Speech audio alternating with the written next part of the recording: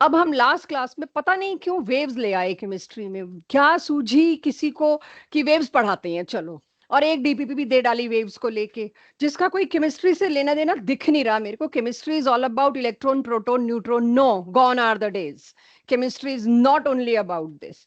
Chemistry is what you are going to see. It is because of the research in chemistry कि आपके पास कुछ dies हैं, कुछ cosmetics हैं, कुछ ड्रग्स जो मेडिसिन की तरह यूज होते हैं, आप जो खा रहे हैं प्रिजर्वेटिव्स के साथ, जो फूड की शेल्फ लाइफ है, इन सब चीजों तक हमें पहुंचना है वाया ऑल दिस, कि ये शुरू कैसे हुई चीजें।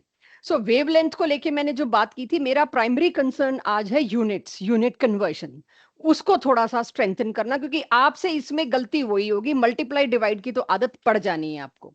सो वेवलेंथ जो होती है, आ जाओ जी, wavelength is distance between two consecutive crest या distance between two consecutive trough, mid point of trough, mid point of crest, तो उसको हम कहते हैं। ममता बिल्कुल भी नहीं इनको बातों में लगाना, ठीक है। सो उसको हम कहते हैं क्या चीज, वेव लेंथ। मेरी तेजस से पूरी बात हो चुकी है, प्लीज प्लीज आप लोग अपने काम पे जाओ और सिर्फ वो करना है जो करना है, ये सारी बात हो चुकी है मेरी, मैं क्लास के बीच में वो नहीं बता पाऊंगी। सो यूनिट कन्वर्जन में 1 एंगस्ट्रॉम, सो तेजस आपने जो भी मिस किया उसका आज से कोई लेना देना नहीं है, इसीलिए आपको मैंने कहा आ जाओ। 1 एंगस्ट्रॉम का मतलब 10⁻⁻10 metre. 1 picometre is equals to 10⁻⁻12। तो पहले तो ये हमें अच्छे से याद होना चाहिए, ये पूरी केमिस्ट्री और पूरी फिजिक्स में किसी भी दिन कभी भी आ जाएगा। इसीलिए आपका फिजिक्स का जो पहला चैप्टर चल रहा होगा वो डायमेंशंस चल रहा होगा, डायमेंशंस के बाद वो यूनिट कन्वर्जन्स पे आएंगे और वहां भी यही आएगा। केमिस्ट्री में एक एक्स्ट्रा आ जाएगी फर्मी, जो वहां नहीं आएगी। एनीवेज, एंगस्ट्रॉम कहीं भी देखेंगे तो 10⁻⁻10, पीको कहीं भी देखेंगे तो 10⁻⁻12, मीटर का मीटर एज इट इज आ गया। माइक्रो कहीं भी देखेंगे तो 10⁻⁻6। आपसे पूछती हूं, किलो कहीं देखोगे तो क्या, किलो मतलब हजार, हजार मतलब 10⁻3। वो मैंने यहां लिखा नहीं, क्यों लिख के लंबा करें, बात करेंगे ना इस बारे में।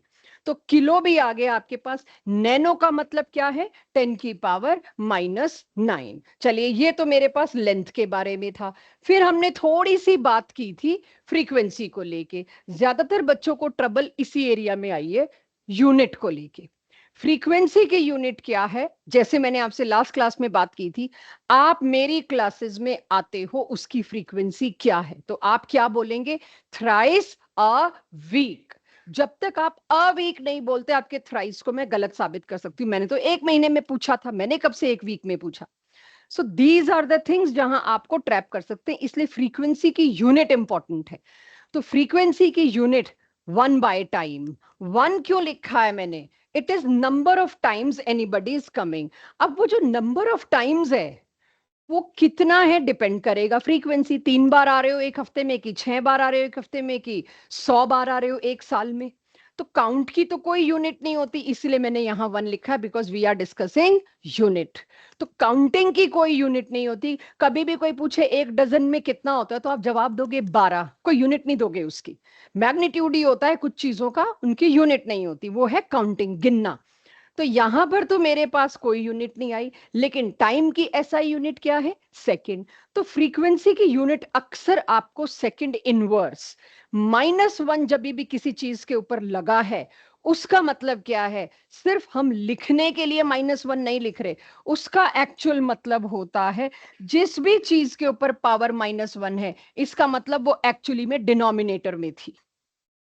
लेकिन इस तरह से लिखना is a complicated way which can bring in some doubt, some confusions. Print में ये हट गया मेरा, लाइट हो गया मेरा, बोलने में गलती हो गई, 1/1 divided by, it is complicating any result.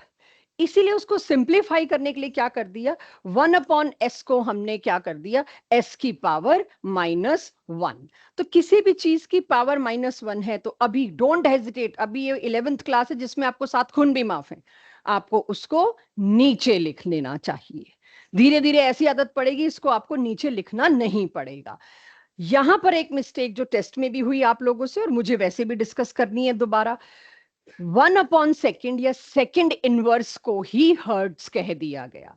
तो यानी कि फ्रीक्वेंसी की यूनिट क्या हो सकती है? It can be hertz. Hertz पे -1 नहीं लगा रहे हम, हर्ट्ज के ऊपर हम यहीं आगे ही बैठ जाना बच्चे, हर्ट्ज के ऊपर -1 नहीं लगा रहे। Why? Because hertz is nothing but second के ऊपर -1। तो सेकंड इनवर्स को ही हमने हर्ट्ज कह दिया। Both are correct unit for frequency, जो मनाए दे देंगे, दोनों एसआई हैं।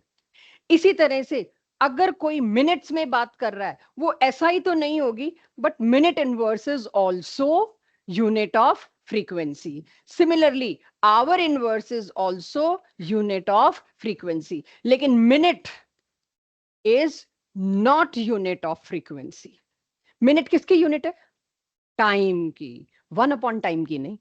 अगर आप देखो तो फ्रीक्वेंसी इज व्हाट? यूनिट की भाषा में 1/टाइम। इसीलिए टाइम की के यूनिट फ्रीक्वेंसी की यूनिट मैच नहीं कर सकती, उल्टे हैं एक दूसरे के। तो इसके बाद फ्रीक्वेंसी के बाद, इस पे तो मैंने बात ही नहीं की थी, ये सोच के कि ये तो क्लास 10th का है, करेंगे इसको। Velocity, distance by time. तो अभी जो मेरे से धैर्य ने क्वेश्चन भी पूछा था, और एक और बच्चा है ऑनलाइन, अच्छा एंजल, तो वो क्वेश्चन जो भी था, एक आपकी लास्ट क्लास की डीपीपी में गया हुआ विविध भारती वाला क्वेश्चन निकालना जरा, रेडियो ब्रॉडकास्टर वाला निकालिए वो क्वेश्चन। मेरे को अध्ययन नहीं मिल रहा है। अध्ययन है क्लास में? उसके यहाँ कॉल करो, क्योंकि बात हुई थी, उसको आना था टाइम पे, उसके पापा ने स्पेशली कहा था, पता करो कहाँ है।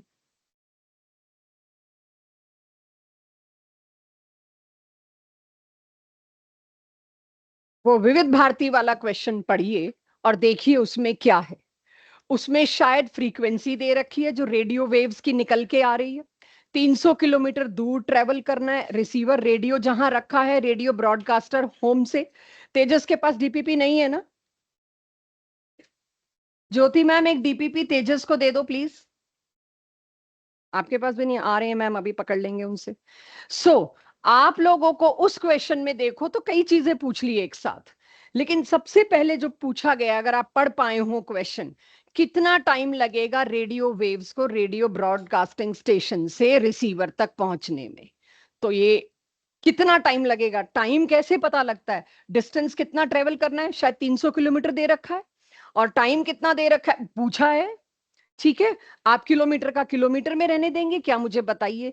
क्योंकि फ्रीक्वेंसी की यूनिट है, कोई यूनिट दे रखी है फ्रीक्वेंसी की उस क्वेश्चन में, 100 मेगाहर्ट्ज। बस ये क्वेश्चन इसीलिए है।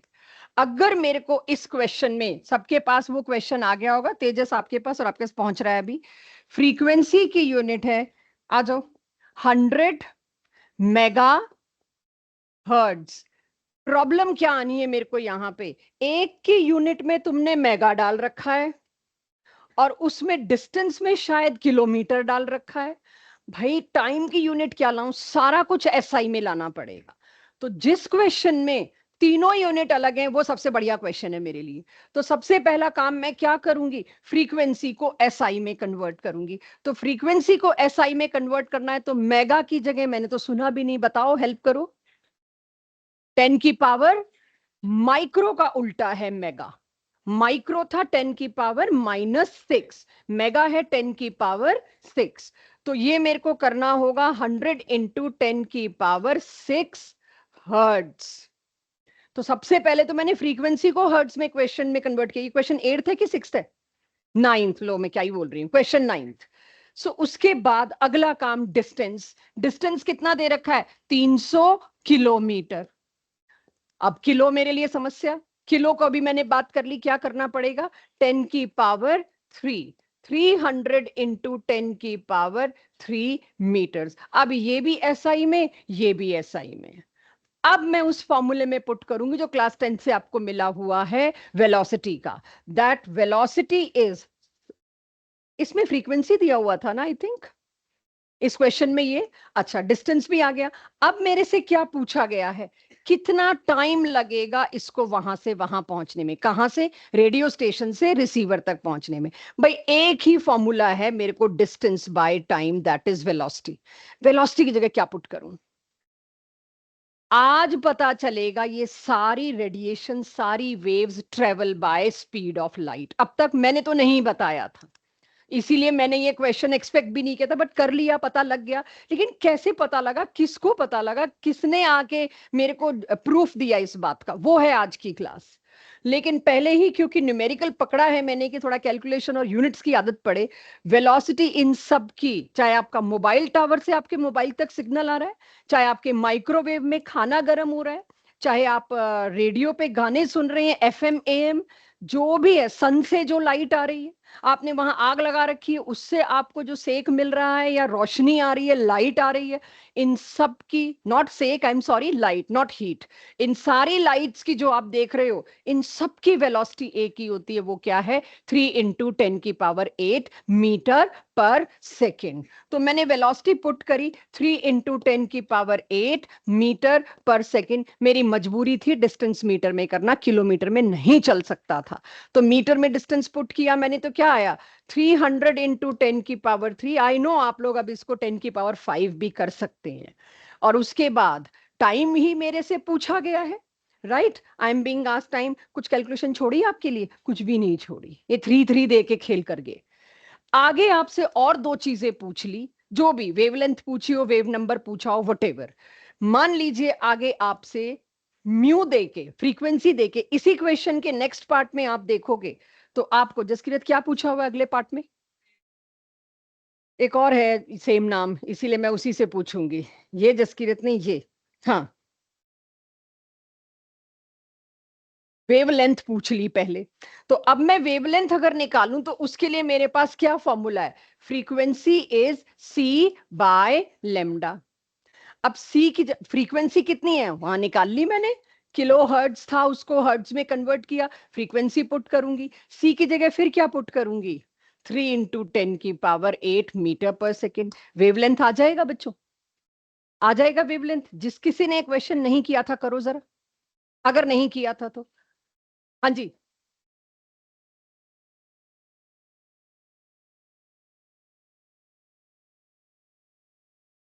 लेके देखो, बताओ मेरे को, अभी करो, यही तो चाहिए तुम लोगों का दिमाग, यही तो खुलना है। अध्ययन पहुंचा है? हाँ, मेरे से मिलके जाना। लेट क्यों आए हो? वैसे तो टाइम पे ही आए हो, लेकिन मैं इसको लेट गिनती हूँ। मेरे को थोड़ा सा जल्दी चाहिए हो तुम, तो आज मेरे से मिलके जाना बस, ठीक है? तुम्हारा टाइमिंग सेट करना है मेरे को। सो धैर्य और एंजल, ये वाला क्वेश्चन पूरा करिए। और सामने से एक बड़ा अच्छा सवाल आया है, जब इस क्वेश्चन में मेरे को फ्रीक्वेंसी दे रखी है, उसका इन्वर्स करके मैं टाइम नहीं निकाल सकता था? क्यों आपने velocity is equals to distance by time दिया और उससे टाइम निकलवाया? फ्रीक्वेंसी का रेसिप्रोकल कर दो, टाइम आ जाएगा। हाँ जी, अभी वही टाइम पीरियड है जो मैंने कराया नहीं है ना, और अगली स्लाइड पे वही क्योंकि वेट कर रही हूँ मैं, एक बार मिस्टेक करने देना चाह रही हूँ बस। हाँ जी धैर्य, तो सुन ही लिया। क्योंकि हमें डिस्टेंस को भी इन्वॉल्व करना पड़ेगा, हमें किसी पर्टिकुलर डिस्टेंस के लिए टाइम निकालना है, इसलिए हम 1/t का फॉर्मूला नहीं यूज कर सकते। परफेक्ट। तो सबसे पहली चीज, जब भी आपसे ये पूछा जाता है इस वेव को यहां से वहां पहुंचने में कितना टाइम लगा, it is velocity is equals to distance by time. ये वेलोसिटी डिसाइड करते हैं कि मेरे को चल के वहां जाने में कितनी देर लगेगी। फिर टाइम पीरियड क्या होता है आपको पता ही नहीं, अब पता चलेगा टाइम पीरियड, मैंने पढ़ाया ही नहीं था, तो मैं थोड़ी कोशिश करूंगी उसको क्लियर करने की। टाइम और टाइम पीरियड बहुत अलग हैं दोनों चीजें एक दूसरे से, ठीक है? But very good thing asked, अच्छा सवाल था, अच्छा कंफ्यूजन था। करिए उस क्वेश्चन को, बताइए आंसर आ गया हो तो। सॉरी, कितना आया? 3 मीटर। ये आप मेरे को वेवलेंथ दे रहे हैं एवरीवन, 3 मीटर। तो वेवलेंथ आ गई तो वेव नंबर भी आ जाएगा, 1/वेव 1/3 करके। 1/3 तो सारा खेल 3 3 3 में कर गए हैं हमारे साथ। तो एक ये क्वेश्चन देख के मुझे पता चलता है कि अब तक वेव के बारे में जितना भी पढ़ा वो सारा एक ही क्वेश्चन में पूछ डाला। इसके पास भी नहीं है डीपीपी, सबसे आगे बैठे नाम सिया, यस, इसके पास भी नहीं है, लास्ट क्लास में थी नहीं ना, इसको मिली नहीं। सो अब आपके पास आ जाता है अगला काम। क्या सब कुछ वेव के बारे में हो गया था? नहीं, एक और छोटी, एक दो छोटी छोटी चीजें रह गई थी। वेव नंबर तो हम कर ही चुके थे, लेकिन एक क्वेश्चन अभी मैं आपको करवाऊंगी वेव नंबर का, जिससे आपका यूनिट का कंफ्यूजन और क्लियर हो। क्योंकि जिस दिन, आज के डेट 2 साल बाद आप जेई या नीट देने जाते हैं, उस दिन खेल टाइम का होगा। आप लोग एक क्वेश्चन 3.5 मिनट में कर रहे हैं और दूसरा इंसान वो क्वेश्चन 40 सेकंड में कर रहा है। तो अब अगर मैं कहूं वेव नंबर क्या है, वेवलेंथ का उल्टा। वेवलेंथ का उल्टा माने वेवलेंथ की यूनिट क्या होती है, मीटर। तो 1/λ, लेमडा की जगह क्या लिख दूं, एम। और मेरे पास यूनिट क्या बन गई, मीटर इनवर्स, सेंटीमीटर इनवर्स। कल को किसी का दिल किया किलोमीटर में देने को, तो वो किलोमीटर इनवर्स भी दे सकता है। देना एक क्वेश्चन मैं दे रही हूं आपको, जो क्वेश्चन आप लोग करेंगे ताकि मैं निश्चिंत हो सकूं कि अब आ गया जी आपको ये। आप करिए क्वेश्चन, बहुत अच्छा है। 11th, क्या मतलब है 11th क्वेश्चन का। आपको 2 वेवलेंथ दे दी और आपसे क्या पूछी है, फ्रीक्वेंसी की रेंज पूछी है। दोनों वेवलेंथ की फ्रीक्वेंसी निकाल लेंगे आप लोग और उससे रेंज आ जाएगा। करिए मत, सिर्फ समझिए, don't take your pen out. आपको पता ही, आप कर लोगे। सिर्फ मैं क्वालिटी ऑफ क्वेश्चन बता रही हूं, कैसे रेंज। 5th क्वेश्चन ऑब्जेक्टिव का, ओके ओके ओके। बस मेरे को लास्ट कराना है 5th क्वेश्चन ऑब्जेक्टिव का, उसके बाद स्पेक्ट्रम पढ़ते हैं और फिर बाकी के क्वेश्चन करते हैं। तो अब आप देखिए ये क्वेश्चन क्या है, wavelength of a beam is 25 micrometres. ये बहुत अच्छा क्वेश्चन है वाकई में। ऑब्जेक्टिव हिस्से का क्वेश्चन 5th। अब देखिए क्वेश्चन 5th क्या आता है। ऐसा नहीं है कि आप कर नहीं पाओगे, ये बिल्कुल बड़े आराम से कर पाओगे। सिर्फ इसको कैसे करना चाहिए टाइम बचाने के लिए, 1 मिनट की बजाय 40 सेकंड वाला काम, वो सोचने की जरूरत है। अगर मेरे को किसी की वेवलेंथ दी है लेमडा, तो सबसे पहले तो मेरी ड्यूटी बनती है, मेरे को इसको एसआई में कन्वर्ट करना है। इट इज 25 इंटू, माइक्रो की जगह क्या करूं बच्चों, -6 मीटर। पूछा क्या है मेरे से, वेव नंबर है ही कुछ नहीं, क्या करूंगी मैं, 1/λ। अब 1/λ क्या, ये 0.25 था, 25 ही था, ठीक है। क्या मैं इस 10 की पावर -6 को नीचे लिखने के बजाय सीधे ऊपर ले जाऊं, 10 की पावर 6, 1/25 तुम कर ही लेंगे। जिसको लगता है आप ऐसे कैसे कह देते हो कर लेंगे, हमें नहीं आता, वो जरूर सीखें इन डिविजन्स को कैसे किया जाता है। 25 4 100, लेकिन ऑफकोर्स पॉइंट के बाद ले लेके मेरे को 0 बनाना पड़ा। बहुत क्विकली आज के बाद याद रखो 1/25 का क्या मतलब है। ये कैलकुलेशंस की अपने आप से आदत डालनी चाहिए। भाई 100/25 कोई बोलता तो क्या बोलती मैं, 4। अब किसी ने 100 की जगह 1 कर दिया तो 0.04। ये क्विकनेस थोड़ी थोड़ी थोड़ी धीरे धीरे लेके आइएगा। तो क्वेश्चन नंबर आपको 5th कराया मैंने। लास्ट चीज जो है, फिर आगे के क्वेश्चंस देखेंगे हम। लास्ट चीज जो मुझे बात करनी थी, ये सिंबल, आई डोंट नो ये आपने 10th में फिजिक्स में किया है कि नहीं। इसको बोलते हैं टाउ, राइट। हरियाणा वाले तो इसको ताऊ भी बोल सकते हैं, बट वैसे इसको बोला जाता है टाउ। और इसका सिंबल, ये किसी और चीज का भी सिंबल पड़ा है बायो में, फिजिक्स में, केमिस्ट्री में, टॉर्क का। शायद टॉर्क में ऐसे ही होता है, मतलब ये नीचे ऐसे इसी साइड मुड़ता है या उस साइड मुड़ता है ना, दूसरी साइड मुड़ता है जहां तक मुझे लगता है। आई मे बी रॉन्ग, फिजिक्स में मेरा हाथ तंग है थोड़ा सा। तो ये टॉर्क से मिलता जुलता सिंबल है, लेकिन आई थिंक साइड उल्टी है। और बायो वालों ने कहीं पढ़ा है इसको, ये किसी इंग्लिश के अल्फाबेट का उल्टा है या सीधा है, जे है, ये जे का उल्टा है। चलिए बायोलॉजी वाले 11th 12th में इसको पढ़ेंगे, ये क्या काम करता है। एनीवेज, टाइम पीरियड क्या होता है, फ्रीक्वेंसी का रेसिप्रोकल। 1/फ्रीक्वेंसी इज टाइम पीरियड। ये वो टाइम नहीं है जो कि टी होता है, ये टाउ है। अब 1/टाइम, 1/फ्रीक्वेंसी का क्या मतलब है, 1/म्यू। 1/म्यू का मतलब क्या है, 1/सेकंड इनवर्स। फ्रीक्वेंसी की यूनिट तो मैं सेकंड इनवर्स पढ़ आई, तो अब मेरे को कहां ले जाना चाहिए, सेकंड। वैसे ही पता है टाइम की यूनिट तो सेकंड ही होगी। तो टाउ भी किसी क्वेश्चन में दिया हो। अब मान लीजिए आपको एक क्वेश्चन में देती हूं, यहीं पे कर रहे हो आप, एक वेव है जिसका टाइम पीरियड, और मेरे को टाइम देखना है कितना लेते हो तुम इस क्वेश्चन को करने में, जिसका टाइम पीरियड है 2 नैनो सेकेंड। मुझे इसकी वेवलेंथ चाहिए, टाइम पीरियड है 2 नैनोसेकंड, मुझे इसकी वेवलेंथ चाहिए। Now I am not discussing questions, अब मेरे को क्या डिस्कस करना है आपके साथ जी? टाउ, हाँ। ये तो मैं, ये बिल्कुल अलग है। फिजिक्स में टाउ टाइम पीरियड कोई जो दिया है, ये सिंबल तो जिस देश में जिसने जो किया उसने अपनी मर्जी से दे दिया। बहुत बाद में ये आया था कि जितने भी सिंबल्स हैं उनको ग्रीक लैंग्वेज से उठाइए, राइट? लैटिन, पहले लैटिन से उठते थे, फिर ग्रीक से उठने लगे। तो this fight I can not handle, ये तो आई डोंट नो कौन सी लैंग्वेज से आया है। चलिए, अब सारी क्लास मेरे साथ एक नए टॉपिक पे आए जिसका आप पिछले से कोई, क्योंकि मैंने वेव पढ़ाया तो मैंने क्यों पढ़ाया मेरे को बताना है। यहां पर अब हम किधर पहुंचे हुए हैं स्ट्रक्चर ऑफ एटम में? हमें सिर्फ इतना पता था अभी तक, एटम में एक हैवी डेंस कॉम्पैक्ट बॉडी है जिसको हम न्यूक्लियस कहते हैं, कर्टसी रदरफोर्ड। इलेक्ट्रॉन उसके चारों तरफ रिवॉल्व किए जा रहा है due to this, right, due to gravitation force. So अब उसके बाद आगे कहां गई मेरी थ्योरी? आपको मैंने लास्ट क्लास में भी बताया था, हम रदरफोर्ड को नॉक नॉक करने जाएंगे कि सर इस सवाल का जवाब दीजिए। तो आज हम इसको एक बार क्लास के बाद रुक जाना, क्लास के बाद रुक जाना, करा के ही भेजेंगे, डोंट वरी, ठीक है? आज हम रदरफोर्ड से सवाल पूछने लायक बनेंगे। रदरफोर्ड के एटम के डिस्कवरी के बाद कुछ सालों बाद एक साइंटिस्ट आए, मैक्सवेल। ये आप फिजिक्स में भी मैक्सवेल की थ्योरी पढ़ने वाले हैं। 12th का आखिरी chapter will be structure of atom, class 12th physics. और फिजिक्स वाले वो चैप्टर नहीं पढ़ाते क्योंकि तुमने 11th का पहला चैप्टर पढ़ा है। And once in JEE physics में भी स्ट्रक्चर ऑफ एटम का वही क्वेश्चन आया, केमिस्ट्री में भी स्ट्रक्चर ऑफ एटम का डिट्टो सेम क्वेश्चन आया, इवन न्यूमेरिकल वैल्यू तक सेम। अ मिस्टेक कि दोनों में सेम क्वेश्चन आ गया बाई चांस।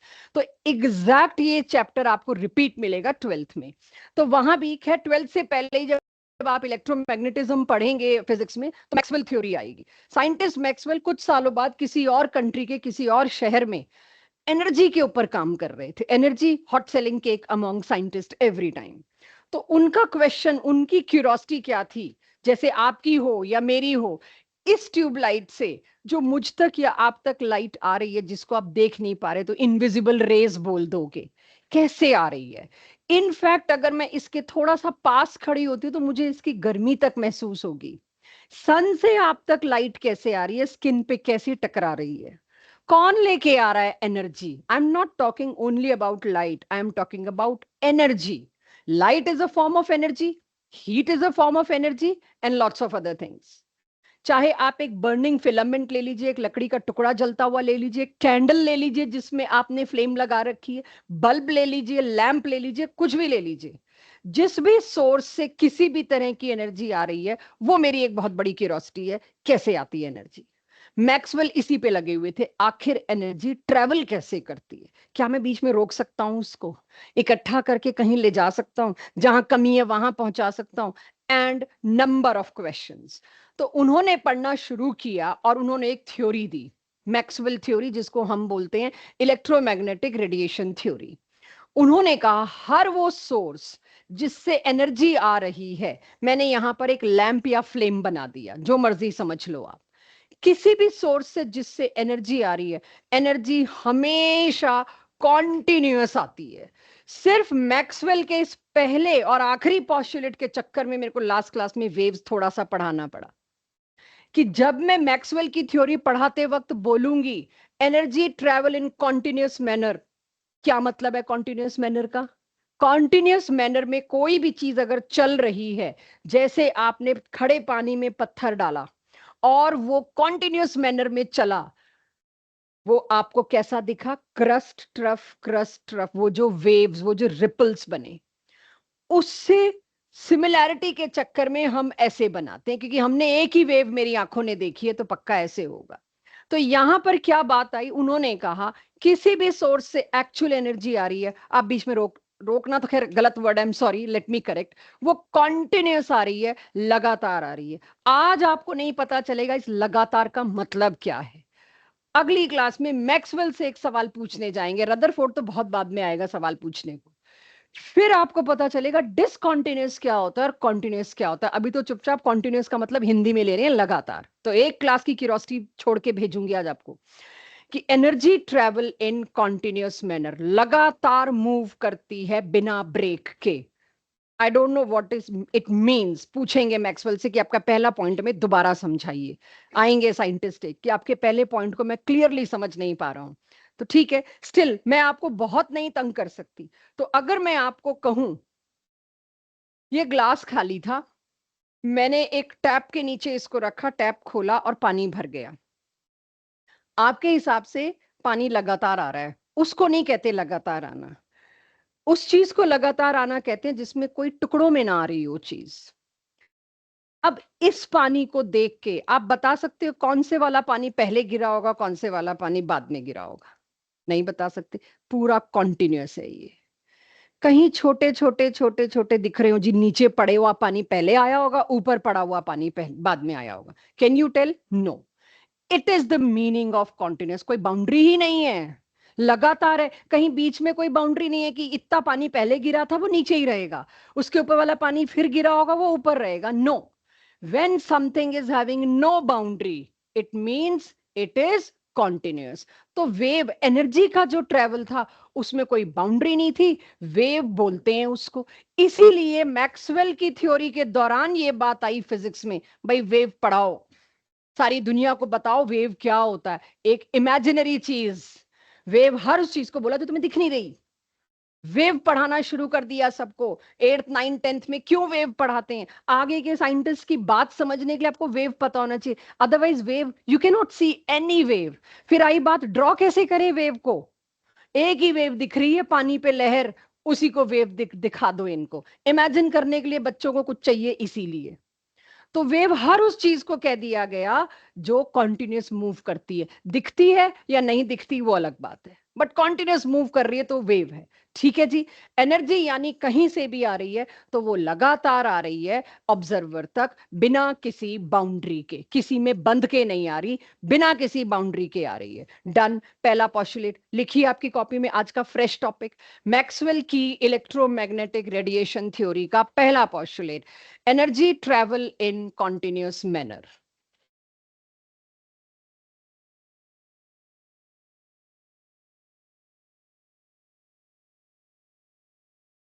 ममता, अगर यहाँ डिस्टरबेंस हो तो तुम बीच वाले कैबिन में भी। Oh sorry sorry sorry sorry.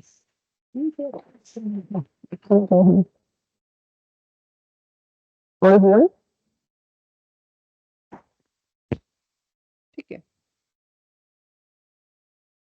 साहिल मेरा फोन ले जा और दीपा को दे दे।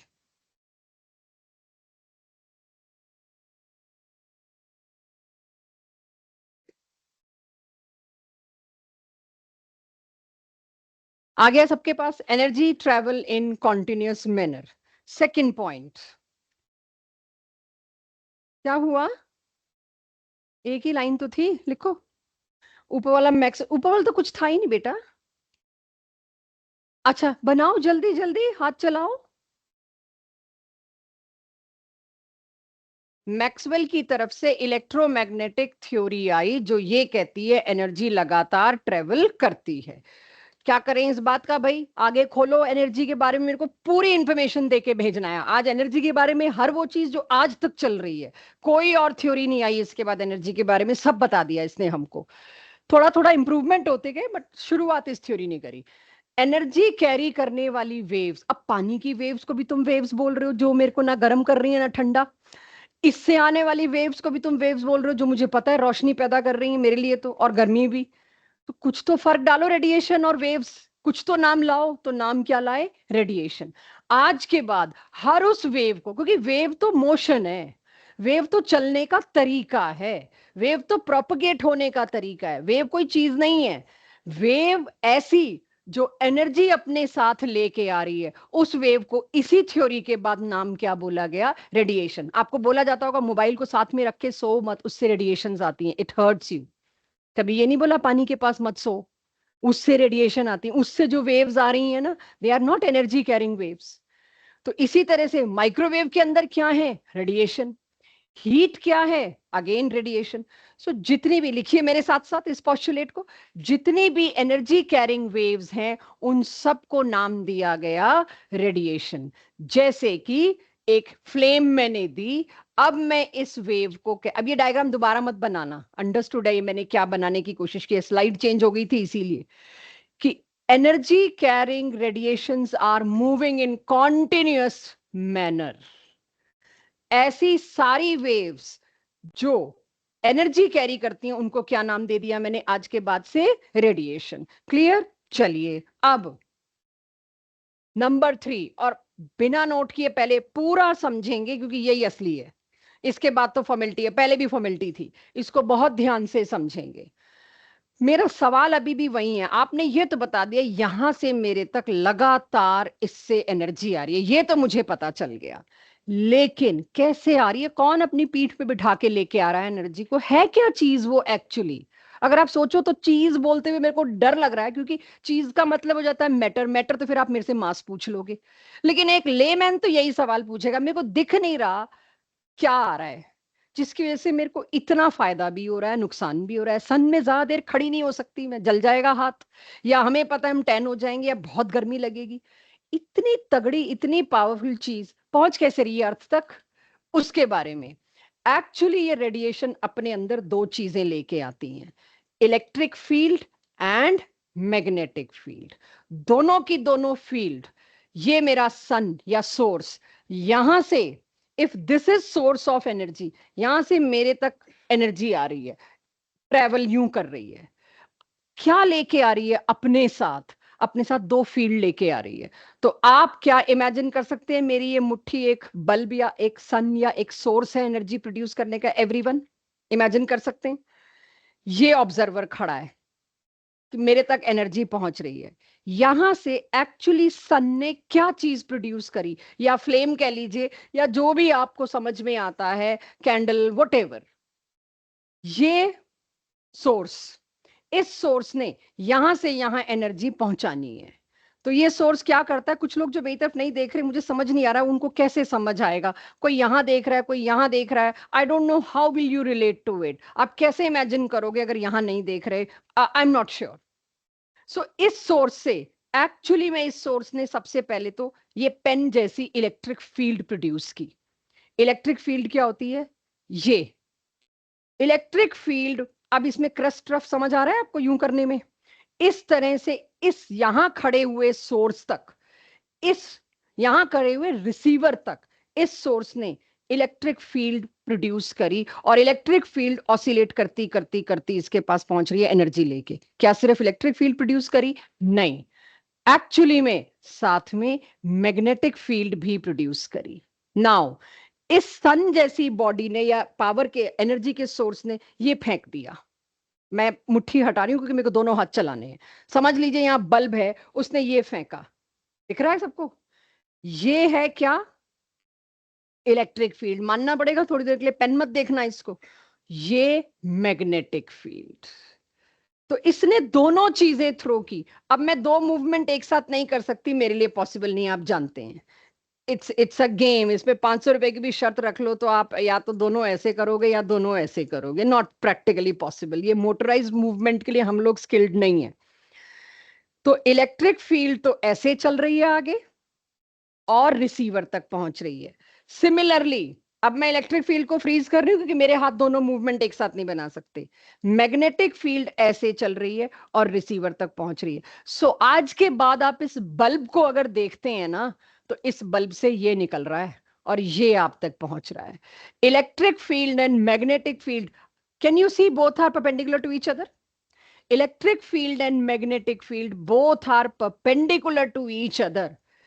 They are being thrown by this light to carry energy till the receiver. Receiver कितनी भी दूर बैठा है, ये दोनों एक दूसरे के परपेंडिकुलर हैं। अगर अब मैं आपसे पूछूं कि डायरेक्शन ऑफ प्रोपगेशन क्या था, लाइट कहां से चली और कहां गई, तो ये ब्लैक पेन से दिखा दोगे? Everyone, I need everyone's eyes here, सबकी आंखें यहां होनी चाहिए। ये डायरेक्शन ऑफ प्रोपगेशन है भाई, यहाँ सोर्स है, यहां पर रिसीवर है, तो डायरेक्शन ऑफ प्रोपगेशन तो ये हुई। ये क्या था? Electric field. ये क्या? Magnetic field. अब मेरे हाथ अड़ तो रहे होंगे, बट अगर आप देख सकें तो this black pen shows direction of propagation of wave radiation, sorry. This blue pen shows magnetic electric field. This gray pen shows magnetic field. Reverse भी कर सकते हो, this also, कुछ भी। तो अगर आप देखें तो ये चल रहा है। आज के बाद कोई भी सोर्स एनर्जी का दिखता है, they are nothing but radiations. Radiations carry electric field and magnetic field perpendicular to each other as well as to direction of propagation. बाद में बनाएंगे। एक बार अपनी इमेजिनेशन जो मेरे साथ की है बहुत अच्छी आप लोगों ने, उसे अभी हर्ट नहीं होने देते। अगर आपको अपनी कॉपी में बनाना है, ये पेन से तो मैं ही कर सकती हूँ या आप किसी को दिखा सकते हो, बट कॉपी में बनाना है तो कैसे दिखाओगे? ब्लू, इसको आप डायरेक्शन क्या दिखा रहे हो? परपेंडिकुलर। देखिए येलो से परपेंडिकुलर आ रहा है ये, राइट? तो इसको मैं क्या कहूंगी? इलेक्ट्रिक फील्ड कह देते हैं, जो मनाई कह दो। फिर आपको दूसरा भी दिखाना है, मैग्नेटिक फील्ड। तो मैग्नेटिक फील्ड यूं बोर्ड से घुसता हुआ पीछे जाता हुआ दिखा दो।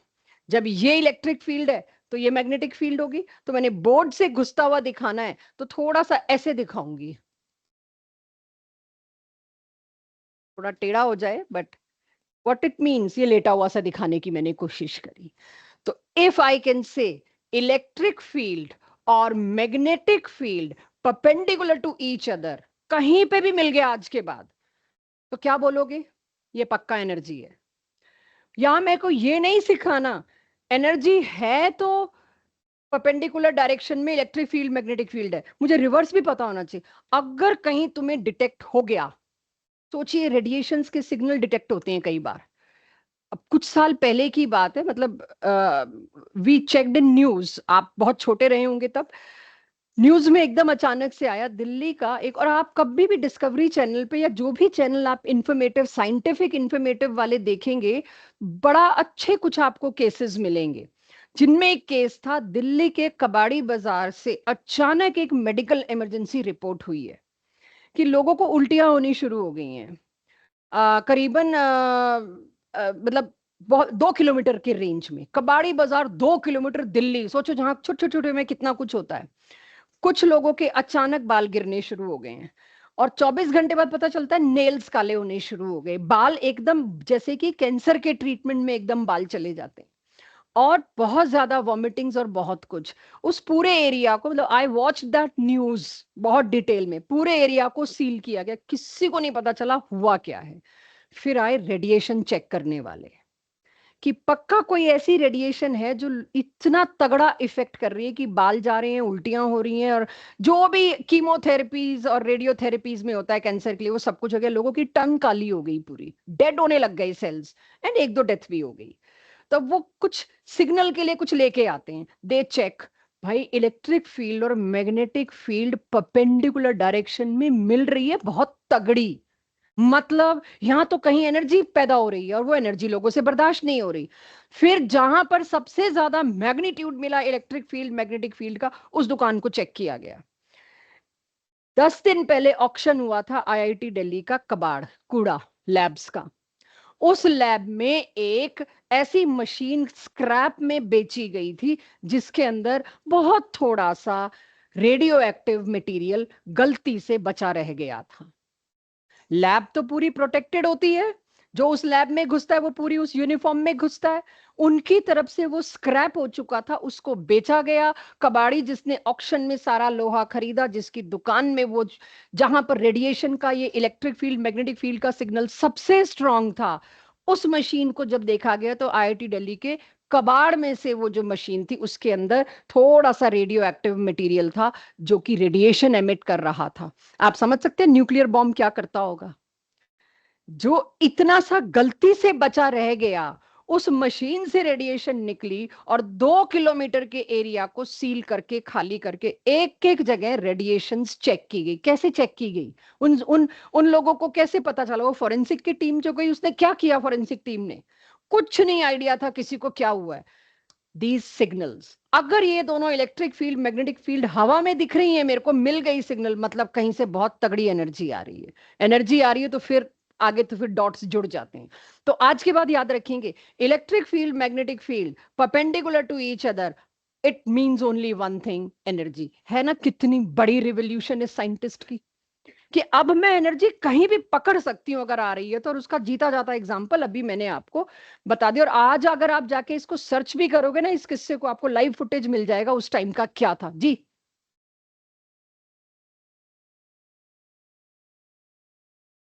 नॉट मोर, उसका एक्सटेंट ज्यादा, मैग्नीट्यूड ज्यादा होगा। अब जब आपका इलेक्ट्रोमैग्नेटिज्म फिजिक्स में आएगा ना, वो ये चीज कराएंगे। तो मैं कुछ ऐसी स्टेटमेंट बोल दूं जो वहां उल्टी पड़ जाए तो वो मैं बोलना नहीं चाहूंगी। आपके फिजिक्स में इलेक्ट्रोमैग्नेटिज्म करके एक चैप्टर आएगा, वहां ये सारा डिटेल लिया जाएगा। तो इसका मतलब मैक्सवेल को यहां से मेरा ह्यूज रिस्पेक्ट है, कि मेरे को दिख भी नहीं रही फिर भी मैं पता लगा सकती हूँ एनर्जी किधर ज्यादा है किधर कम है, सिग्नल से। चलिए अब इसको नोट करिए। आपके पास तीसरे पॉइंट से ये समझ आ गया आज के बाद एनर्जी का क्या मतलब है और इलेक्ट्रिक फील्ड और मैग्नेटिक फील्ड का क्या मतलब है। कैन आई से दैट, समझ आ गया। इसको देखूं कैसे, ये दो दो डायग्राम मिले, देख लो जरा परपेंडिकुलर इन्होंने कैसे दिखाया हुआ है। चेक, अगर इलेक्ट्रिक फील्ड ये थी इस डायरेक्शन में, तो मैग्नेटिक फील्ड ऐसे लेटी हुई थी। या आप ये भी देख सकते हैं, यूजुअली बुक्स में ऑब्जेक्टिव क्वेश्चंस में अगर डायग्राम मिलेंगे तो ऐसे। अब इसमें क्या कर दिया, ये रहा आपका इलेक्ट्रिक फील्ड और ये रहा आपका मैग्नेटिक फील्ड। और अगर आपको चलता हुआ देखना है, बच्चों को पसंद आता है जीआईएफ। जीआईएफ को क्या कहते हैं फुल फॉर्म पता है किसी को, जिफ। जीआईएफ की फुल फॉर्म क्या है, अब तुम्हारी जनरेशन का सवाल पूछ रही हूँ, smartphone users. What is GIF? GIF बोलते हैं ना जी, आप स्टिकर्स और जीआईएफ यूज करते होंगे ना। ऐसे कह रहे हो कि क्या बात कर रहे हो मैम, जीआईएफ क्या होता है, पता तो है ना जीआईएफ क्या होता है, फुल फॉर्म ढूंढ के लाना इसकी। ये है रेडिएशन चलती हुई, ये है सोर्स जिससे रेडिएशन ऑब्जर्वर तक जा रही है। इस तरह से ब्लू को आप इलेक्ट्रिक फील्ड ले लीजिए, रेड को आप मैग्नेटिक फील्ड ले लीजिए। तो अब आप आज के बाद बल्ब से क्या निकल रहा है तुम तक जो पहुंच रहा है वो ये है। क्लियर सबको इलेक्ट्रिक फील्ड मैग्नेटिक फील्ड का परपेंडिकुलर होना। सो पोस्टुलेट नंबर 4, 5, 6 नोट करिए, बताइए मेरे को कुछ करना भी है इसके अंदर या नोट करते ही समझ आ गया। 6 मैंने पूरा लिखा नहीं है, मैं लिखूंगी, पहले 4 और 5 लिखिए फिर मैं 6 लिखूंगी। मैम हम्म, मैम जो बोलो। इलेक्ट्रिक फील्ड और मैग्नेटिक फील्ड कितनी पास पास है, कितनी क्लोज है, कितनी दूर है, उससे भी perpendicular radiation. Perpendicular perpendicular to each other, नहीं 90 डिग्री का परपेंडिकुलर एंगल। होते हैं, पर वो आपस में कितनी पास है, क्रस्ट और ट्रफ, उससे ये इफेक्ट होता है कि रेडिएशन कितनी स्ट्रांग है।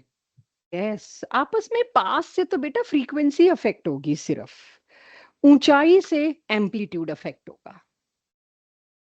ओके राइट, जो आप जानना चाह रहे हैं उसका यही मेरे पास आंसर है। बहुत पास पास होने का मतलब है फ्रीक्वेंसी बहुत ज्यादा है, और दूर दूर होने का मतलब है फ्रीक्वेंसी बहुत कम है।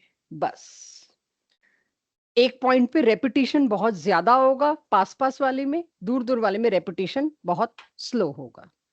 था इनके लिए मीडियम हो तो भी ट्रेवल कर जाएंगी, बिना मीडियम के भी ट्रेवल कर जाएंगी। आपने देखा होगा स्कूबा डाइवर्स हो जो भी हो, अंदर नॉर्मल टॉर्च लेके जाते हैं, टॉर्च की लाइट गिराते हैं तो लाइट ट्रेवल कर रही है, रेडिएशन ट्रेवल कर रही है। तो ऐसा नहीं है कि पानी में ट्रेवल नहीं करेगी, बट जितना मैं जानती हूँ साउंड वेव्स जिस तरह से एयर में ट्रेवल करती हैं वैसे पानी में ट्रेवल नहीं करती। बट रेडिएशन जैसे एयर में ट्रेवल करती हैं वैसे ही वाटर में ट्रेवल करती हैं, इवन वैक्यूम में भी ट्रेवल करेंगी। इन पे मीडियम का कोई फर्क नहीं पड़ने वाला। Energy can neither be destroyed nor created, ये ट्रेवल होने के लिए बनी है, मीडियम हो ना हो ये ट्रेवल करेगी। देन कम्स विथ सारी रेडिएशंस की वेलोसिटी एक ही है, that is velocity of light 3 into 10⁸ metre per second. Sixth, electromagnetic radiation theory में सारी एनर्जी रेडिएशंस को पढ़ते वक्त मुझे पता होना चाहिए it follow the relation frequency is c by lambda. इसके छठे पोस्टुलेट के चक्कर में लास्ट क्लास में मेरे को लेमडा सी और न्यू पढ़ाना पड़ गया। अगर मैक्सवेल थ्योरी फिजिक्स में डाल रखी होती, हमारे केमिस्ट्री में ना डाल रखी होती, तो ना मेरी पिछली क्लास होती ना मेरी आज की क्लास होती। फिजिक्स में भी है, फिजिक्स वाले नहीं पढ़ाएंगे, बोलेंगे तुम पढ़ाए हो केमिस्ट्री में। सो दिस रिलेशन जिसके न्यूमेरिकल आपने पहले कर लिए, तो इलेक्ट्रोमैग्नेटिक रेडिएशन थ्योरी के न्यूमेरिकल हम पहले करके आ गए। This is what 4, 5, 6 postulates are. आ गया सबको समझ? अब ये क्यों पढ़ा दिया है हमको, ये बता दो भाई। ये पढ़ा तो दिया और मेरे को जो समझ आना था समझ आ गया, इसको मैं अप्लाई कहाँ करूं? एक तो जीता जाता एग्जाम्पल बाई चांस मैंने आपको बता ही दिया, इसको अप्लाई कहाँ किया गया, बट मेरे लिए क्या क्या इंफॉर्मेशन है। उससे पहले क्लोज करूं मैं इस टॉपिक को, और ये क्यों पढ़ाया, मैं जाऊं अब रदरफोर्ड के दरवाजे कि सर आप मेरे को इस सवाल का जवाब दो। उससे पहले टोटल रेडिएशंस कितनी होती हैं, मैं देखूं कोई नाम तुम ऐड कर पाते हो? तुमने कोई animation, cartoon movies, science fiction movies में शायद कुछ नाम सुने और मुझे बता सको। ये है विजिबल रीजन। अभी नोट मत करना, पहले देख के समझना। आई होप धैर्य और एंजल को दिखाई दे रहा हो, थोड़ा सा बैकग्राउंड ब्राइट होते मेरा कैमरा उतना फ्रेंडली नहीं होता। ये विजिबल रीजन है जो सन से लाइट आ रही है।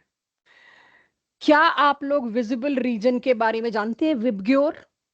इस विजिबल रीजन को मैं मैग्नीफाई करूं तो ये ब्लू एंड है और ये रेड एंड है, विबग्योर, राइट। इसमें कहीं बीच में कोई बाउंड्री है? नहीं, मतलब ये भी कॉन्टिन्यूस है। पहला पॉस्टुलेट। कभी रेनबो बचपन में बनाया हो तो बीच में काली लाइनें बनाई है, रेड खत्म हो रहा है, ऑरेंज खत्म हो रहा है, ब्लू खत्म हो रहा है? नहीं, दैट इज कॉन्टिन्यूस। जिसमें कोई बाउंड्री नहीं होती, हर उस चीज को मैं कॉन्टिन्यूस बोलती हूँ। तो विजिबल रीजन को मैंने थोड़ा सा खोल के लिख दिया आपके पास। ये यहां मैं बताना क्या चाह रही हूँ इस स्लाइड पे, और नोट करेंगे, पूरा सबको लिखना पड़ेगा, ये नहीं कलर बनाने, बट क्या क्या लिखना पड़ेगा बताऊंगी।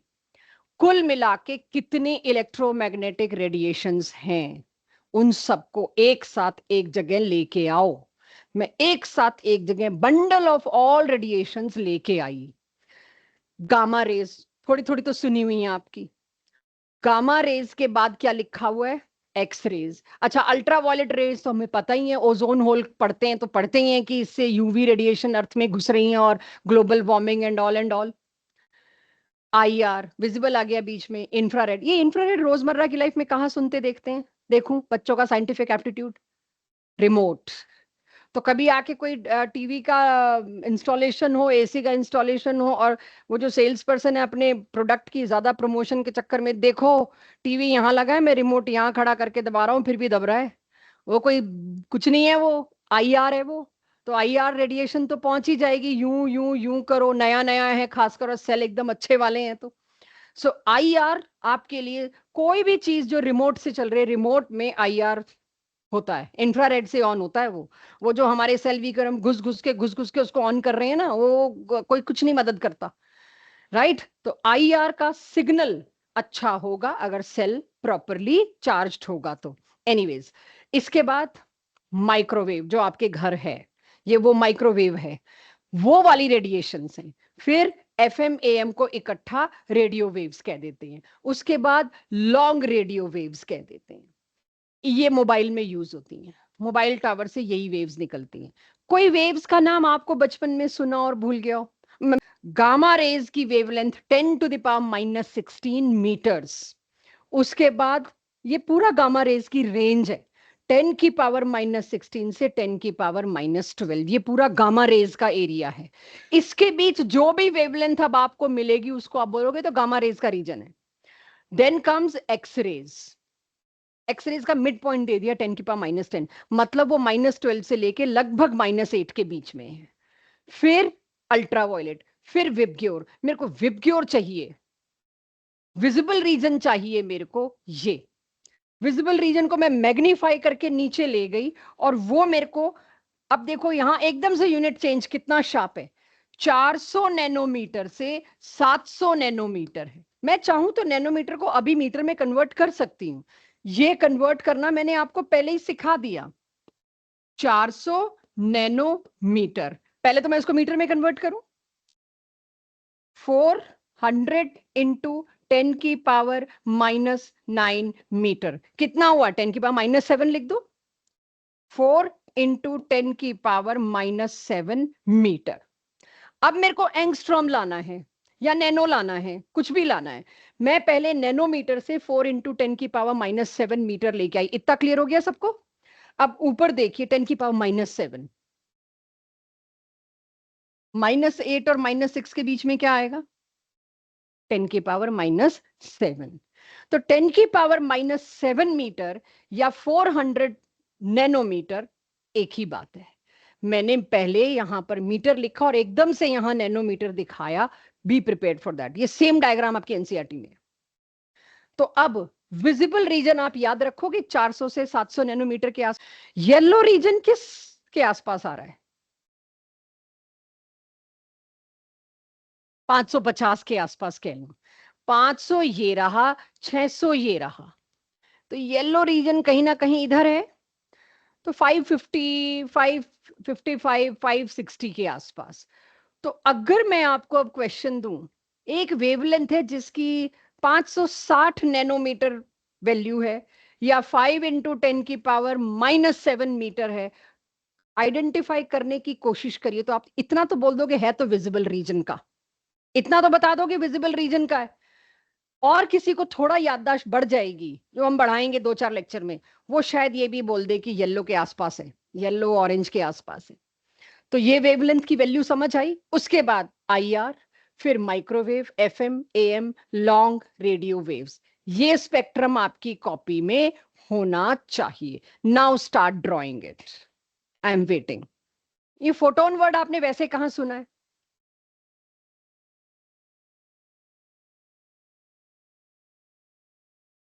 बहुत फर्क है। जो अब आना है एनर्जी। न्यूक्लियर बॉम्ब में और एक घर के चूल्हे की आग में क्या फर्क है? उससे एनर्जी इतनी कम है कि I can control. Nuclear bomb से एनर्जी इतनी ज्यादा निकलती है कि पूरा पूरा शहर खत्म। Can not control. है तो दोनों में रेडिएशन। माइक्रोवेव क्यों कहते हैं माइक्रोवेव नुकसान देता है? कि माइक्रोवेव में आप रीहीटिंग जितनी करते हैं, फूड का न्यूट्रिशनल वैल्यू उतनी कम होती जाती है। It's very harmful. रेडिएशन अपनी एनर्जी लेके आ रही है। जो माइक्रोवेव का गर्म होता है, कभी भी आप देखो, वो अंदर से पहले गर्म होता है, बाहर से बाद में गर्म होता है। मेटल रख के देखो मम्मी पापा के सामने, अलग से नहीं। मेटल रख के देखो माइक्रोवेव में, क्या जबरदस्त क्रैक आता है। मेटल को आपका हाथ नहीं तोड़ सकता। आप मेटल की कटोरी लीजिए, उसको कितना जोर लगाइए वो नहीं टूटती, और माइक्रोवेव में घुमा दीजिए, उस पर क्रैक आ जाएगा। Can you imagine how much energy they are carrying? Microwave human body can not tolerate. जो स्टील को तोड़ रहा है, तो ह्यूमन हैंड को क्या करेगा? तो एनर्जी पे डिपेंड करता है। सब कुछ एनर्जी पे डिपेंड करता है। हर तरह की रेडिएशन आपको परेशान कर रही है, ये बात सच है। सन की रेडिएशन कितना नुकसान कर रही है, बट जरूरी भी तो है एनर्जी, राइट? तो अगर आप सन में ओवर एक्सपोज्ड हैं, तो you know what happens to you, आप डिहाइड्रेट हो जाते हैं। वो एनर्जी क्या कर रही है? सारा वाटर इवेपोरेट कर रही है आपकी बॉडी से, राइट? तो सारी रेडिएशन का एक लिमिट तक एक्सपोजर अच्छा है। एक्सरे रूम में जाने नहीं देते किसी और को, तो वो भी रेडिएशन से, वो भी नुकसान देती है। यस, नुकसान तो हर हर चीज का है बेटा, इसीलिए कंट्रोल यूज। अब एक छोटा सा थ्योरेटिकल टॉपिक, जितना हो गया हो गया, उसके बाद आपको टेस्ट दे देंगे। बट क्या मेरी क्लास को रेडिएशन अब याद हो गई क्या होती है? आज के बाद रेडिएशन वर्ड कोई बोले तो पूरी मैक्सवेल की थ्योरी तुम्हारे सामने आ जानी चाहिए। तो स्पेक्ट्रम टॉपिक लें या क्या लें, पहले मैं आपको एक क्वेश्चन पूछती हूं। मैक्सवेल की जैसे ही थ्योरी आपके सामने आई, क्या अब आप और हम ये बात समझ गए भाई, जहां भी मैग्नेटिक फील्ड, इलेक्ट्रिक फील्ड और मैग्नेटिक फील्ड परपेंडिकुलर मिल गए, मतलब वहां पक्का रेडिएशंस एमिट हो रही हैं, चल रही हैं, मौजूद हैं। क्लियर है सबको ये बात? चलिए, मैक्सवेल की थ्योरी वेल नोन प्रूफ होने के बाद हम पहुंचते हैं रदरफोर्ड पे। सर आपने क्या कहा है, जरा सुनो। आप कहते हो इलेक्ट्रॉन नेगेटिवली चार्ज, जो पहले ही हमको डिस्कवर हो चुका है। इलेक्ट्रॉन पे तो नेगेटिव चार्ज है, उस पर तो कोई सवाल ही नहीं है। अब ये इलेक्ट्रॉन न्यूक्लियस के चारों तरफ घूम रहा है, घूम रहा है, घूम रहा है। बिल्कुल सही घूम रहा है जी। पॉजिटिव और नेगेटिव के बीच अट्रैक्शन है, इसलिए घूम रहा है। तो रदरफोर्ड कह रहा है, ये दोबारा पूछने क्यों आए हो तुम मेरे पास? चिट्ठी जाती है, मेल। अब मेल है, पहले चिट्ठी जाती थी कि it is my objection to your theory. You said electron charge particle moving around nucleus. Yes. And physics तब तक ये सेट कर चुका था कि any moving particle कोई भी मूविंग चार्ज, नॉट पार्टिकल, कोई भी मूविंग चार्ज, तो क्या मैं कह सकती हूँ electron is a moving charge? कह सकती हूँ? कोई भी मूविंग चार्ज अगर है, फिजिक्स ये एस्टेब्लिश कर चुका था, चार्ज मूव करने से बिजली पैदा होती है। आपको भी पता है तारों में इलेक्ट्रॉन जा रहा है जिससे इलेक्ट्रिसिटी आ रही है। चार्ज अगर मूव करता है तो उससे दो चीजें प्रोड्यूस होनी कंपल्शन है। One is electric field, other is magnetic field. मैंने ऑलपिन से जो मैग्नेट आज बनाई बनाई ना, मतलब यही तो प्रूफ था उसका। क्यों हमें छोटी क्लासेस में बनवाया जाता था कि हमारा दिमाग चमके, बिजली से मैग्नेट बन रहा है क्योंकि बोथ आर टुगेदर। तो कॉपर की वायर अगर मैं ऑल पिन पे लपेट के चार मोटे मोटे सेल्स, हमारा ये मॉडल होता था 8th क्लास का, चार वो मोटे वाले सेल से सर्किट बनाया, उन चारों सेल की एनर्जी उस ऑल पिन के ऊपर पूरी रात लगानी पड़ती थी हमको। इवन हम जब स्कूल लेके जा रहे थे तो भी उसका स्विच ऑन रखना पड़ता है हमको। 12 से 15 घंटे उस ऑल पिन में बिजली जानी चाहिए एक्यूट कॉइलिंग के साथ। और जब तक अपने साइंस टीचर को दिखा नहीं देते थे तब तक हम स्विच ऑफ नहीं करते थे। कोई गलती से कर दे तो मेरी मैग्नेटिक चली जाएगी। और तब हम अपने टीचर को रिपोर्ट करते थे कि अब निकालो ऑल पिन और लगाओ किसी भी इसके आसपास छोटी छोटी, और ऑल पिन चिपक जाएंगी इससे। क्या कहने का मतलब है, जहां भी इलेक्ट्रिक फील्ड है वहां मैग्नेटिक फील्ड भी है। और इलेक्ट्रिक फील्ड और मैग्नेटिक फील्ड, ये बात एस्टेब्लिश हो गई थी, किसी भी मूविंग चार्ज से होती है। ठीक है, ये सारी थ्योरी के 50-50 पन्ने के पोथे उनके पास जाते हैं। Here is the proof Rutherford sir that electron जो कि मूविंग चार्ज है, according to you, moving charge हमेशा दो चीजें प्रोड्यूस करता है। एक वो प्रोड्यूस करता है मेरे पास कौन सी फील्ड? Electric field. और एक वो प्रोड्यूस करता है मेरे पास मैग्नेटिक फील्ड। यानी ये इलेक्ट्रॉन जो आप घुमा रहे हो, घूमते घूमते ये प्रोड्यूस कर रहा है। मानते हैं बात? तो रदरफोर्ड ने कहा ठीक है, 50 पन्नों का तुमने पूरा वेरिफिकेशन दे दिया कि moving charge will develop, will produce, not develop, will produce what? Electric field and magnetic field. Rutherford agreed, इसमें कोई गलती नहीं, आपके पास प्रूफ है, इलेक्ट्रिक फील्ड और मैग्नेटिक फील्ड प्रोड्यूस होती है। फिर मैक्सवेल कूदे। अगर कहीं इलेक्ट्रिक फील्ड और मैग्नेटिक फील्ड प्रोड्यूस हो रही है, मतलब क्या हो रहा है? रेडिएशन। रेडिएशन क्या है?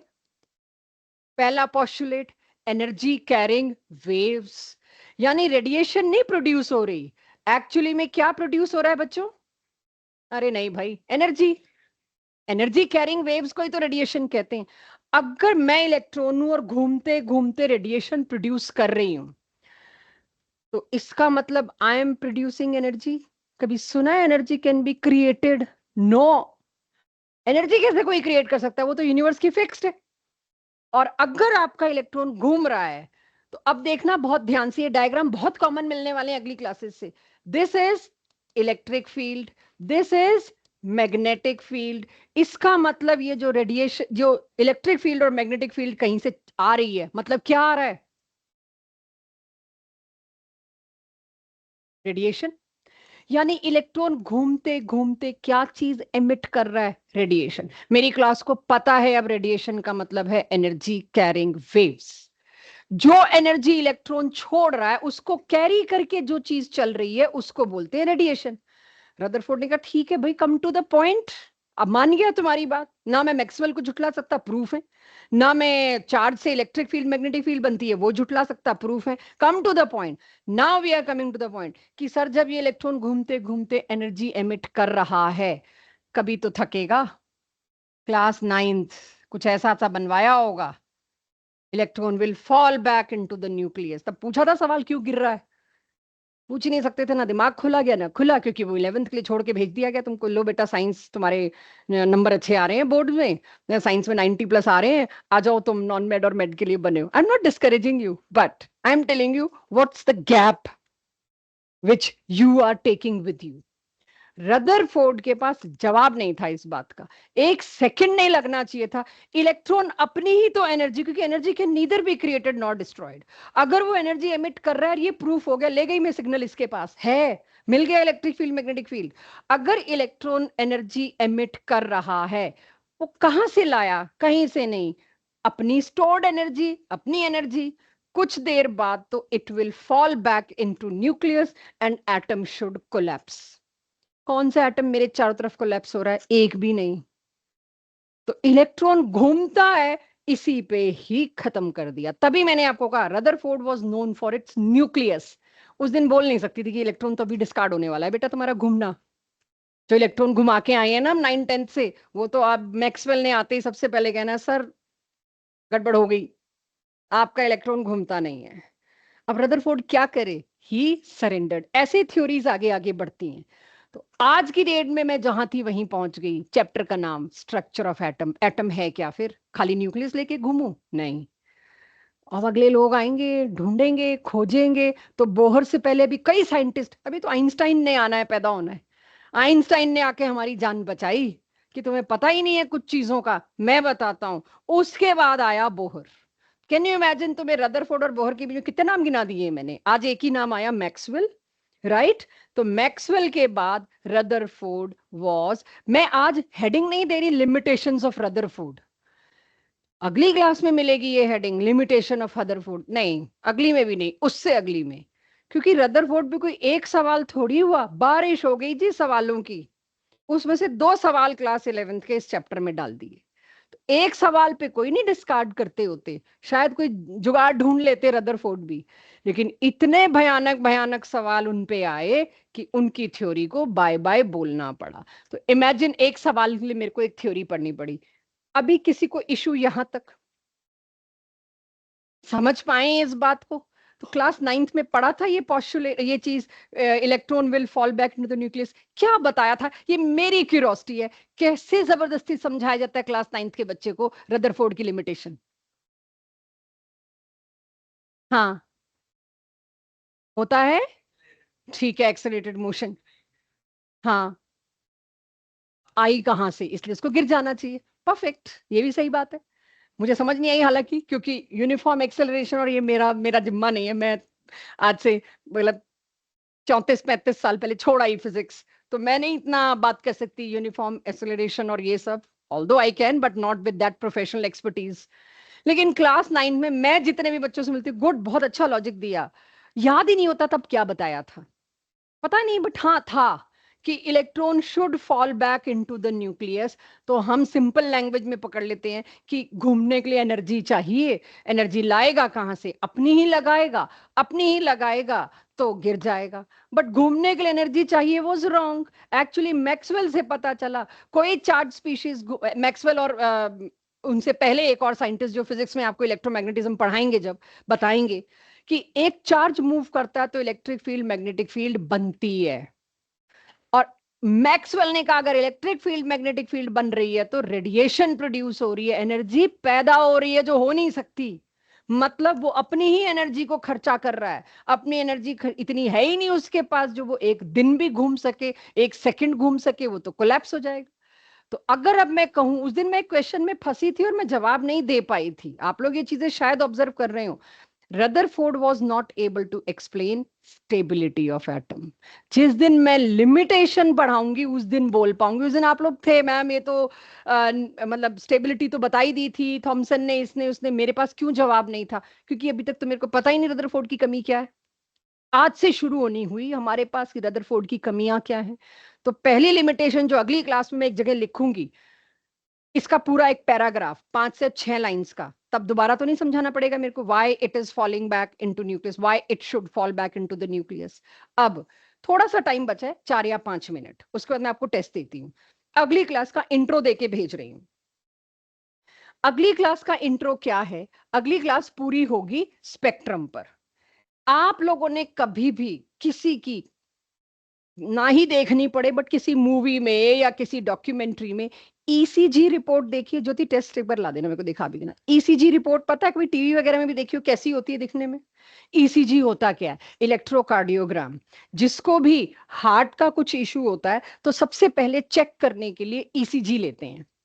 अब एक लेमैन की भाषा से सोचो, डॉक्टर डॉक्टर के पास पहुंचा, यहाँ भी यही साइंस है कि लग रहा है जी हार्ट का इशू है, दर्द हो रहा है, ये है वो है। सबसे पहले डॉक्टर इमरजेंसी में क्या करता है? कुछ मैग्नेटिक फील्ड, इलेक्ट्रिक फील्ड लगाते हैं हार्ट के आसपास, और कुछ एक रिसीवर सा एक डब्बा होता है, स्विच ऑन होता है, वहां से कुछ रेडिएशन या क्या आई पता नहीं, लेमैन को क्या पता, आपको क्या पता। वो कुछ 2 या 5 मिनट के लिए करते हैं हार्ट बीट का ऑब्जर्वेशन, और उस डब्बे के साथ एक छोटा सा प्रिंटर होता है, उससे कुछ प्रिंट निकल के आता है। वो प्रिंट हम सीधे डॉक्टर के पास लेके जाते हैं। अगर आप देखें तो वो एक ग्राफ पेपर की तरह होता है, लंबा सा, पतला सा, लंबा सा। और वो प्रिंट अगर आप देखो, ग्राफ पेपर की तरह बना होता है, और कुछ उसमें इस तरह से, what are these are radiations की वेवलेंथ, ये पीक। अब उस डॉक्टर को पता होता है एक नॉर्मल हार्ट में, एक नॉर्मल हार्ट में ये सारी की सारी पीक होना तय है। हाँ, मुझे याद आ गया, सारी की सारी पीक होना फिक्स है। लेकिन यहां पर किसी नॉर्मल हार्ट में एक होनी चाहिए, इसके 4 आई हैं, गड़बड़ है।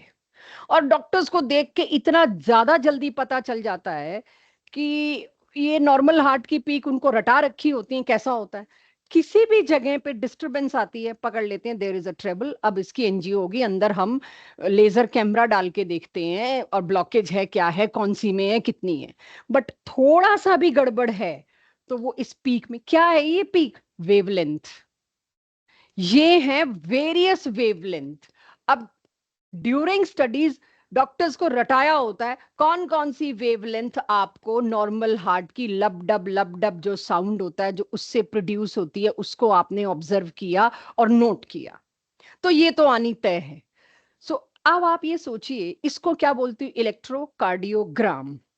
ऐसा ही अगर मैं एक पेपर आपके सामने ले आऊं केमिस्ट्री के हिसाब से, जिसमें बहुत सारी वेवलेंथ का हिसाब किताब है, क्या मैं उसको स्पेक्ट्रम बोल सकती हूँ? स्पेक्ट्रम का मतलब क्या है, on a piece of paper if you are producing collection of some wavelength you call it spectrum. तो आपको क्लास 9 10th में जो विबग्योर कराया गया, सिर्फ वो इंट्रोड्यूस करके ये स्लाइड बता के आपको फ्री कर रहे हैं आज की क्लास से। स्पेक्ट्रम क्या होता है, कलेक्शन ऑफ फ्यू वेवलेंथ। तो मैंने पढ़ा लूं, फिर आपको ये नोट करना पड़ेगा। तो पहले मैं आपको बस ये स्पेक्ट्रम बता दूं, next class dedicated to spectrum, and then we will ask second question to Rutherford, and we will totally cancel out Rutherford, we will go to another theories कि भाई अब एटम हमारा गया, दोबारा ढूंढो एटम क्या है। तो हम रदरफोर्ड को पूरी तरह डिसक्वालीफाई करने के लिए पढ़ रहे हैं। आप ये सोचिए, आपने कभी भी रेनबो बनता देखा है? एक्चुअली में देखा है, मैं ड्राइंग्स की बात नहीं कर रही। कब बनता है रेनबो, जब बारिश के बाद एकदम से धूप आ जाती है, तो बारिश की कुछ बूंदें जो फंसी होती हैं क्लाउड्स के आसपास आसमान में, सन की लाइट उन बूंदों के थ्रू जब आती है, तो water droplets will behave as prism. और प्रिज्म का क्या काम होता है, श्रेय, नींद आ रही है थोड़ी सी, प्रिज्म का क्या काम होता है, लाइट को स्कैटर करता है। हाँ, किसी भी लाइट को, अब नहीं नहीं, अब सारी लाइट को करेगा, अब करेगा, अब आ गया तुम्हारा सिलेबस। स्कैटर करने का मतलब, एक अगर सोचो, एक साइंस पढ़ा लिखा इंसान तुम्हारे सामने नहीं है, स्कैटर करने का क्या मतलब बताओगे? फैल जाता है, बिखेर देना, बिखार देना, एब्सोल्युटली। सन से वेव का बंडल बंद होके आ रहा है, धागा बंधा हुआ है, झाड़ू समझ लीजिए। वो धागा जो बंधा हुआ है और उसमें 50 वेवलेंथ्स हैं, वो बंद होके आ रही हैं, आपको सफेद दिख रही हैं। जैसे ही किसी ने वो धागा खोल दिया, झाड़ू जो है पूरे तिनके खुल के आ गए, पूरी विबग्योर खुल के आ गया, दैट इज योर रेनबो। तो अगर मैं रेनबो लैब में बनाना चाहूं, मुझे नहीं पता आपको ये लैब में दिया जा रहा है कि नहीं दिया जा रहा, we were use to do all that in our labs. हमें तो और कुछ होता भी नहीं था, स्कूल वालों के पास भी कराने को कोई पीडीएफ का कल्चर तो था नहीं, पीडीएफ भेज रहे हैं, प्रैक्टिकल फाइल्स बना लो। तो हमें तो ऐसे ही करना पड़ता था। सन से आने वाली लाइट को अगर मैं प्रिज्म में डालूं, आपने अभी बताया, उससे क्या होगा, सारी वेवलेंथ खुल जाएंगी। वो जो बंडल बना हुआ आ रहा था, जो मुझे व्हाइट दिख रहा था, खुल गई। और अब असली चीज समझने की है, स्कैटर हो गई तो क्या, उसको मैंने कैसे देखा, कैसे? ठीक है, अपनी आंखों से देखा, नो डाउट, लेकिन उसको मेरे को सबूत प्रोड्यूस करना है कि मैं देख के आई हूँ 7 रंग थे। अगला क्या मानेगा, कहाँ तुमने गलत बोला, मेरे को पेपर पे कोई प्रूफ लाके दो। तो पेपर पे प्रूफ क्या आता है, उन सारी रेडिएशंस को मैंने एक डिटेक्टर के थ्रू पास किया। डिटेक्टर ने हर रेडिएशन का चेक किया वेवलेंथ, और उस वेवलेंथ की इंफॉर्मेशन किसको दी, कंप्यूटराइज्ड, एक कंप्यूटर में सीपीयू होता है, सेंट्रल प्रोसेसिंग यूनिट, उस तक इंफॉर्मेशन दी। भाई ये वाली वेवलेंथ सारी आई है लगातार। सीपीयू ने वो इंफॉर्मेशन किसको दी, प्रिंटर को। तो जैसे ईसीजी प्रिंट होके आता है ना, बिल्कुल वैसे ही एक पेपर लंबा सा प्रिंट होके आएगा। और वो प्रिंट होके आने वाला पेपर की, ये मत नोट करना, ये तो सिर्फ बता रही हूं स्पेक्ट्रम क्या है, ऐसा कुछ दिखेगा। अब आप सोचिए, मेरे पास हमारी पोस्ट ग्रेजुएशन एमएससी केमिस्ट्री जो होती थी, उसमें हमें स्पेक्ट्रम पढ़ने होते थे। इतने बड़े बड़े 50 स्पेक्ट्रम होते थे, 50 पता लगाने होते थे किसके हैं, आइडेंटिफाई करो। अभी तो आपको व्हाइट लाइट का दे रहे हैं, हमें मीथेनॉल, फिनोल, अल्कोहल, इन सब के दिए जाते थे, पहचानो किसका कौन सा है। तो आएगा आपका भी सिलेबस थोड़ा सा आएगा। जब मैंने ये पेपर प्रिंट होके निकल के मेरे सामने लैब में आया, मैंने क्या देखा, ये छोटी छोटी पीक्स को इग्नोर किया जाता है, ये मशीनरी की है, प्रिंटर की आवाज है, उसकी हीट है, उसकी उन चीजों से डिस्टरबेंस से आई। तो छोटी मोटी पीक्स को एरर मान के, मशीन एरर मान के इग्नोर कर देते हैं, नहीं देखते। इधर उधर से कुछ रोशनी पड़ गई, प्रिज्म में कुछ आ गया, वॉटेवर। जो इतनी ऊंची पीक्स होती हैं, उनको हमेशा रिपोर्ट किया जाता है।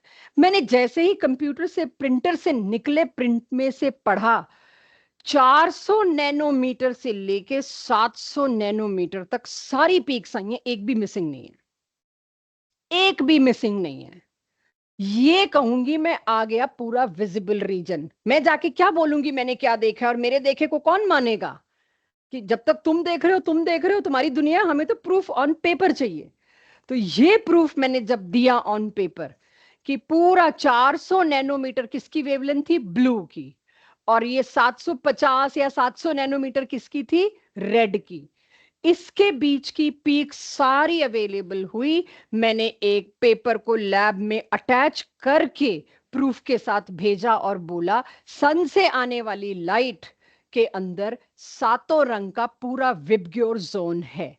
सन नहीं, मैंने व्हाइट लैंप लिया, व्हाइट लैंप से भी आने वाली सारी जो बिखर के खुल के आई। अब प्रिंटर 7 रंग में प्रिंट तो नहीं करके दे रहा, प्रिंटर तो ब्लैक इंक डाल रखी है, वो ब्लैक इंक से देगा। और जैसे लैब में आपके पास, अगर अब लैब में ये लाया जाए, आप देखते ही बोल दोगे, मैम ये तो विबग्योर है, यहां से आपका ब्लू और यहां रेड। मैं अगर बोलूं यार ब्लैक दिख रहा है मेरे को, तो आप हंसोगे ही मेरे पे कि ये साइंटिफिक तो बात ही नहीं करना जानते लोग।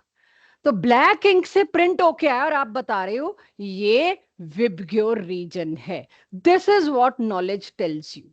ये सबूत था सन का जो हमने किया। जी, आपका हाथ खड़ा हुआ था। यहां पर तो मैंने लिया वेवलेंथ, और यहां लिया उसकी इंटेंसिटी। इंटेंसिटी 2 लेक्चर में आएगी अभी। इंटेंसिटी मतलब कितना शार्प आया colour. Intensity is sharpness of colour. आप अपने टीवी में अगर कलर्स, अब तो पता नहीं होते भी हैं कि नहीं, अगर एडजस्ट करते हो, या आपके पास कुछ फिल्टर्स आते हैं फोटोग्राफ को चेंज करने के, उसमें आप शार्पनेस जो करते हैं, आपका पहना हुआ रेड फोटो का और शार्प करने के बाद रेड में फर्क होता है। Sharpness is nothing but intensity of colour. कितना ज्यादा कलर डाल दिया, कलर रेड ही है लेकिन आपने उस रेड को गहरा कर दिया, उसको कहते हैं इंटेंसिटी। तो वो भी आएगा, इंटेंसिटी वगैरह के पूरे ग्राफ करने पड़ेंगे अपनी एनसीईआरटी में, ये तो कहीं और कहीं जाऊं। सो पॉइंट इज, इसको क्या मैं आज के बाद कह सकती हूँ, व्हाइट लाइट का स्पेक्ट्रम है। मेरे को अगली क्लास में आपसे सिर्फ यही चाहिए, व्हाइट लाइट के स्पेक्ट्रम का मतलब कुछ ऐसा है। क्या इसमें कहीं बीच में कोई ब्रेक है? It is continuous. आज की क्लास कॉन्टिन्यूस से शुरू हुई थी, एंड तक कॉन्टिन्यूस है। अगली क्लास में स्पेक्ट्रम का डिटेल पढ़ेंगे, और उसके बाद रदरफोर्ड को जाके फिर बोलेंगे, सर आपका कुछ भी काम का नहीं है, आप ये भी जवाब नहीं दे पाए, ये भी नहीं दे पाए। फिर हम बोहर की जर्नी शुरू करेंगे। तो नेक्स्ट क्लास यहीं से पिक करूंगी।